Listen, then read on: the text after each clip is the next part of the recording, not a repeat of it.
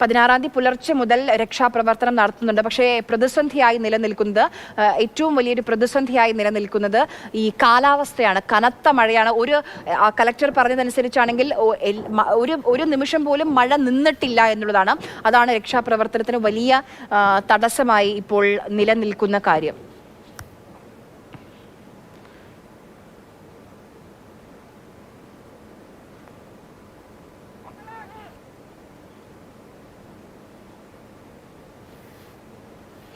KB. Sreedharan നമുക്കൊപ്പം വിവരങ്ങളുമായി ചേരുന്നുണ്ട്. ശ്രീധരൻ, കുടുംബത്തിന്റെ പരാതി, അവരുടെ ആശങ്ക, അവരുടെ വേദന നമുക്ക് മനസ്സിലാക്കാം. പക്ഷേ കഴിയുന്ന രീതിയിലെല്ലാം രക്ഷാപ്രവർത്തനം നടക്കുന്നുണ്ട് എന്നുള്ളതാണ് നമുക്ക് അവിടെ നിന്ന് കലക്ടറും SP-യും ഒക്കെ പറയുന്നത് നമ്മളോട് സംസാരിക്കുമ്പോൾ.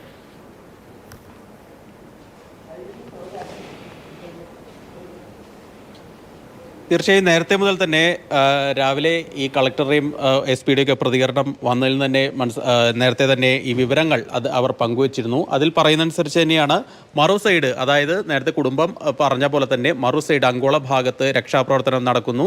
ഏതായാലും ഇത് തീർത്തും ദുഷ്കരമായിട്ടുള്ള ഒരു ദൗത്യം എന്ന കാര്യത്തിൽ യാതൊരു തർക്കവുമില്ല. പ്രത്യേകിച്ച് കനത്ത മഴ അവിടെ തുടരുന്നു. അതോടൊപ്പം തന്നെ മണ്ണിടിയാനുള്ള ഒരു സാധ്യത അവിടെ നിലനിൽക്കുന്നു. ഇതെല്ലാം പരിഗണിച്ചുകൊണ്ട് മാത്രമേ രക്ഷാപ്രവർത്തനം മുന്നോട്ട് പോകാൻ ആവുള്ളൂ. അതുകൊണ്ട് തന്നെയാണ് ഇതിനല്പം വേഗം കുറവാണോ എന്നുള്ളൊരു സംശയം ബന്ധുക്കൾക്ക് ഉണ്ടാകുന്നത്. ഏതായാലും അവർ പറയുന്ന വിവരമനുസരിച്ച് അവിടെ രക്ഷാപ്രവർത്തനം പുരോഗമിക്കുന്നുണ്ട്. വൈകാതെ തന്നെ ഇത് മുന്നോട്ട് പോകും എന്ന് തന്നെ നമുക്ക് പ്രതീക്ഷിക്കാം. അപ്പോഴും ചില ആശയുടെ കിരണങ്ങൾ അവിടെ അവശേഷിക്കുന്നുണ്ട് എന്നുള്ളത് ഈ കുടുംബം നൽകുന്ന ചില വിവരങ്ങൾ തന്നെയാണ്. ഇന്നലെ രാത്രി വരെ ഈ എൻജിൻ ഓണായിരുന്നു.